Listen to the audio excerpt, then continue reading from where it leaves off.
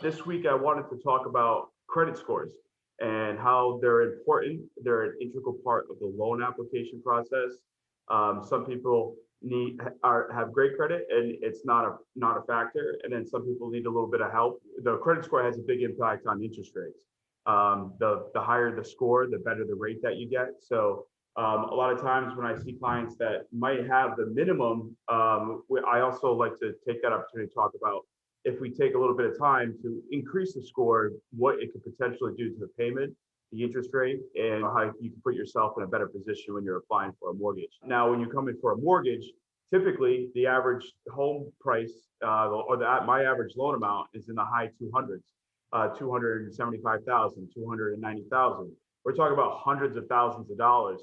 And because of the maximum, how much it's greater than an auto loan and a credit card, we're going to be the most strict about how your credit is displayed on the application, how it's scored. We're looking for somebody that can have the ability to repay a loan over 30 years. So we're real interested in the credit history leading up to the time that you're asking to borrow that money. That's why you'll see discrepancies between other monitoring service. Now, I know I hear frequently from customers that say that, hey, my Credit Karma says this, or my Bank of America card says that, my Chase card tells me my score.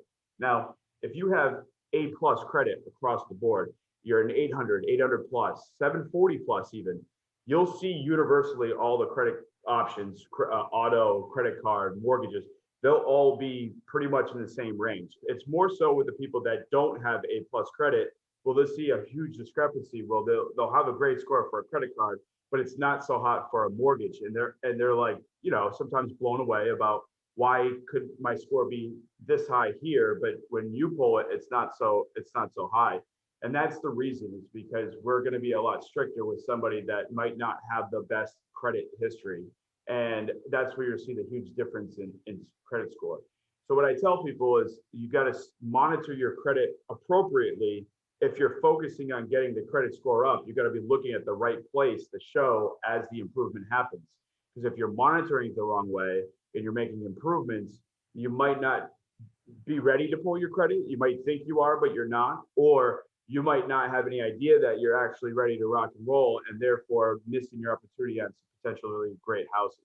So the first thing is seeing what's going on with the credit. Why is it so low? How do we fix that? And then monitoring it right, so when it improves, we know the exact time when it's ready to pull your credit. You should not be doing hard inquiries to monitor your credit score.